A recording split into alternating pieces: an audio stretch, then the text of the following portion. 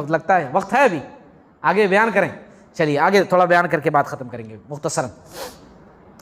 एक सरिया और हुआ है, सरिये मदियन, उसके बाद एक सरिया हुआ है सरिये फ़िदक, उसके बाद एक सरिया हुआ है उम्मे क़िरफ़ा, उसके बाद एक सरिया हुआ है सरिये अब्दुल्लाह बिन रवाहा रज़ी अल्लाह तआला। अब्दुल्लाह बिन रवाहा इस सरिये का नाम क्यों है? ये शव्वाल सन 6 हिजरी में हुआ है, शव्वाल सन 6 हिजरी में। इससे पहले जो सरी हुए हैं वो कब हुए हैं? शाबान, उसके बाद रमज़ान, उसके बाद शव्वाल, है ना, यानी एक महीना गैप करके शव्वाल के महीने सन 6 हिजरी में।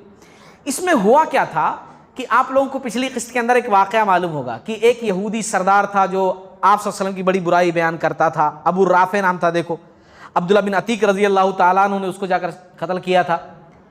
तो वो यहूदियों का सरदार था खैबर का। जब वो ख़त्म हो गया तो यहूदियों ने अपना एक दूसरा सरदार बनाया।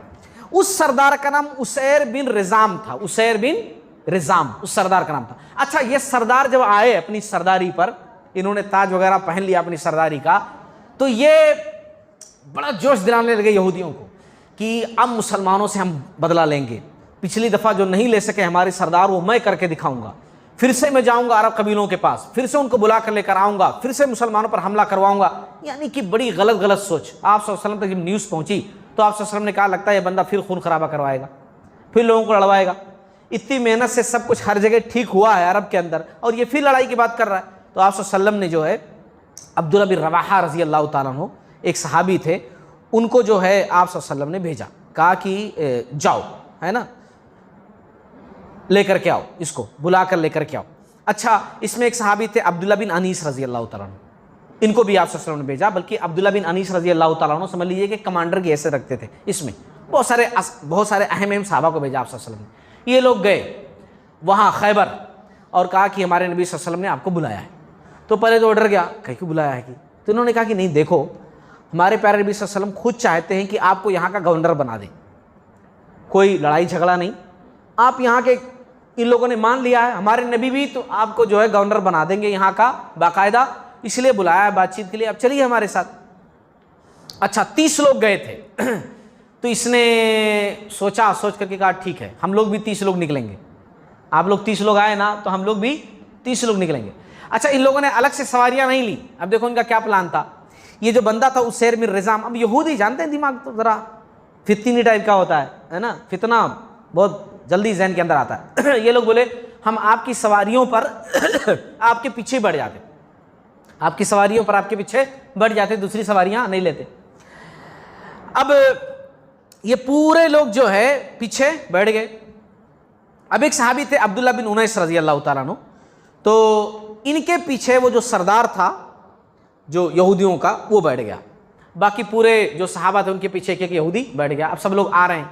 खैबर से निकलने के बाद मदीना के बीच में इसका फितना शैतानी जहन जागा उसैर बिन रिज़ाम का, सरदार का। इसने क्या किया कि अब्दुल्लाह बिन अनीस रज़ी अल्लाह ताला अन्हु की तलवार इसने लेनी चाहिए, ताकि तलवार ले करके इनको ही ख़त्म कर दो। यही प्लान था उन लोगों का कि पीछे बैठो, पीछे से मार दो। कितनी गलत बात।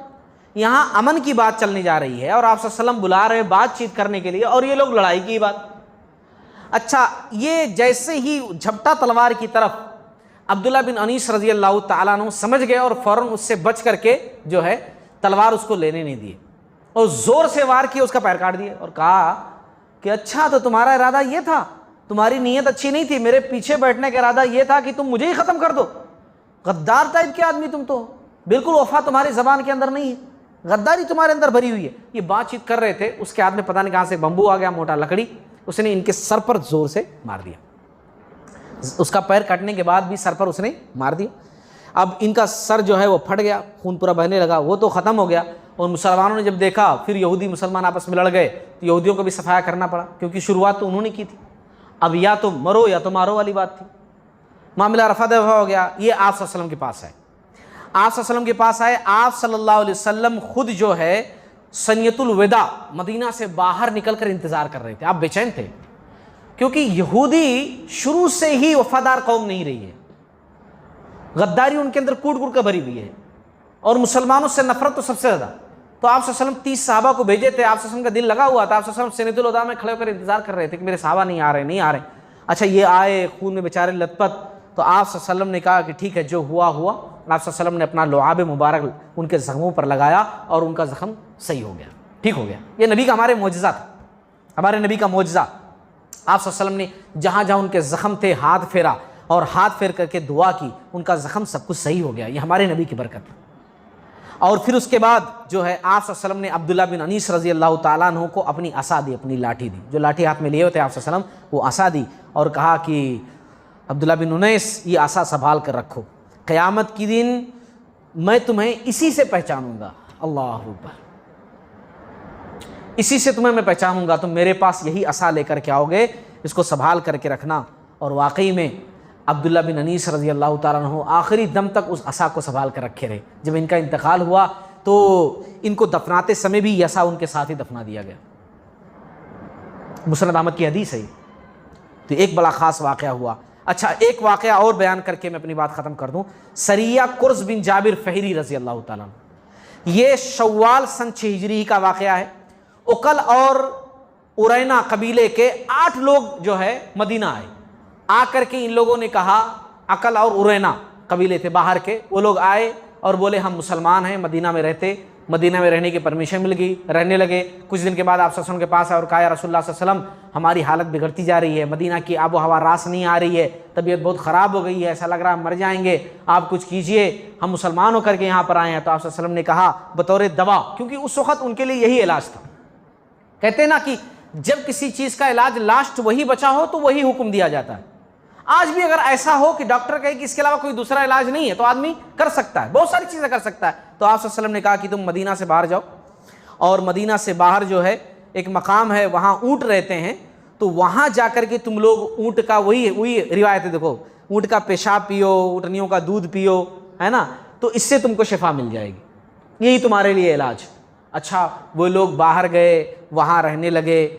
सही बुखारी से मुस्लिम की हदीस है, वहाँ रहने लगे जा कर के, है ना। अब यहाँ पर बड़े लोगों की कन्फ्यूज़न होती है कि ऊँट का जो है वो पेशाब और खैर ऊँटनियों का दूध तो राइट है, मगर पेशाब पीने की बात, उस वक़्त वही तरीक़े इलाज था। अगर आज भी तरीक़े इलाज वही हो, कोई दूसरी दवा ना हो और आदमी को कह दिया जाए कि यही तरीक़े इलाज है, यही, बसा औक़ात आप हो सकता है, अगर मेरी कोई गलती तो बताइएगा, मैंने सुना है बहुत सारे बीमारियों में ऐसा होता है कि इंसान की पूरी एनर्जी उसके यूरिन के रास्ते से पूरी एनर्जी निकल जाती है। डॉक्टर का मशवरा आता है फिर से वो उस अगर एनर्जी को लेना है, जिंदा रहना चाहते हो, वही यूरिन फिर से तुमको इस्तेमाल करना है। ऐसा भी होता है, मैं ये डॉक्टर से बात सुना हूँ, ऐसा भी होता है और इंसान को मजबूरन वैसा करना पड़ता है।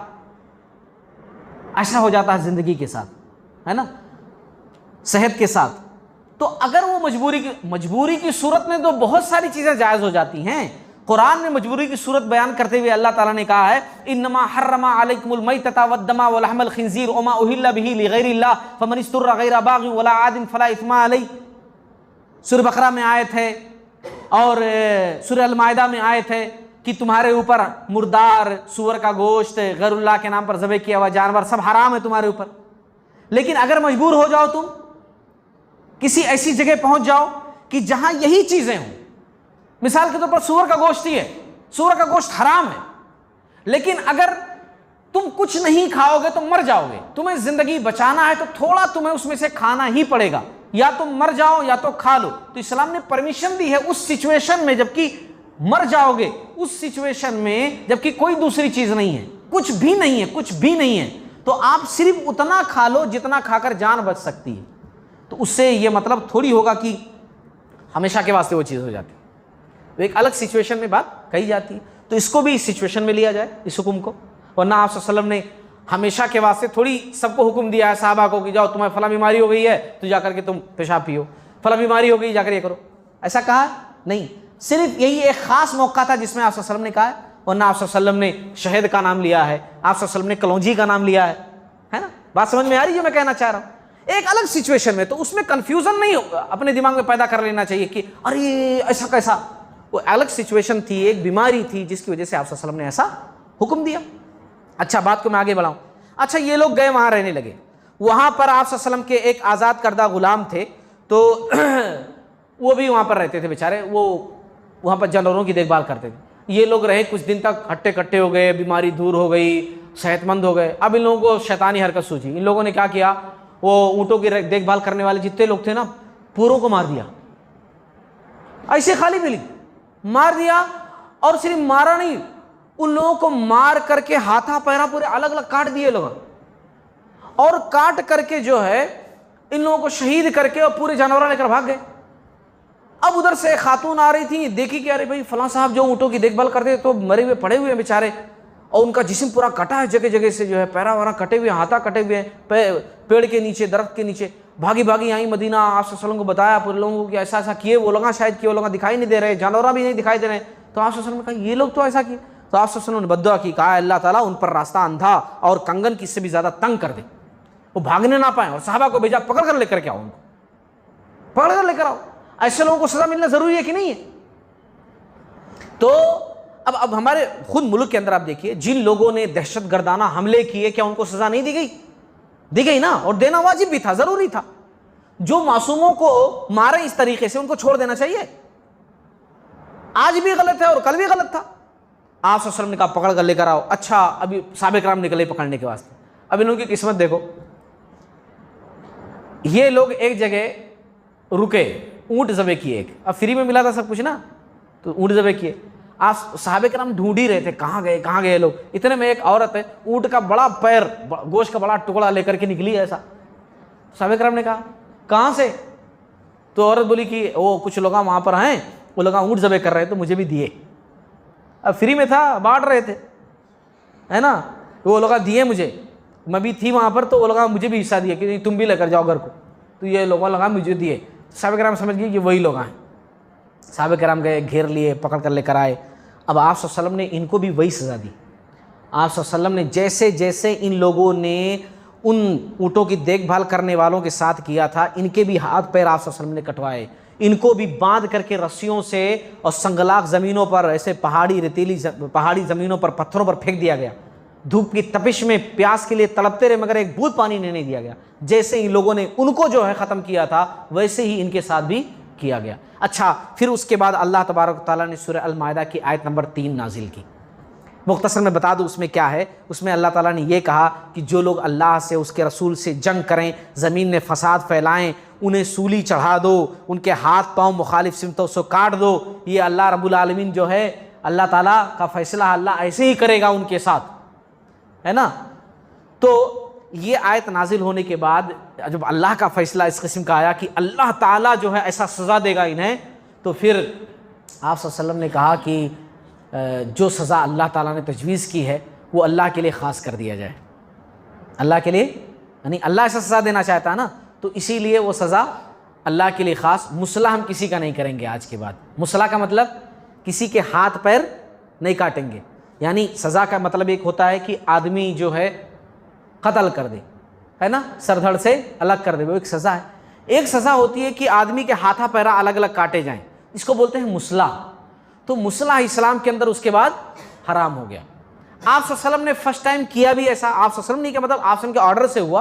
और आप सल्लल्लाहु अलैहि वसल्लम की सिचुएशन समझिए, क्यों किया था आप सल्लल्लाहु अलैहि वसल्लम ने? क्योंकि उन लोगों ने ऐसा ही उन लोगों के साथ किया था, तो आप सल्लल्लाहु अलैहि वसल्लम ने सेम सज़ा दी। इस्लाम के अंदर कैसा है कि जैसी आप दोगे वैसी आप सज़ा भी पाओगे, है ना। तो आप सल्लल्लाहु अलैहि वसल्लम ने इसलिए सज़ा दी। और अच्छा, आप सल्लल्लाहु अलैहि वसल्लम ने ऐसा एक वाक़या किया, उसके बाद आप सल्लल्लाहु अलैहि वसल्लम ने कहा कि आज के बाद ऐसा नहीं, हम किसी को सज़ा देंगे तो डायरेक्ट उसको सिर्फ सज़ा देंगे, मुसला नहीं करेंगे।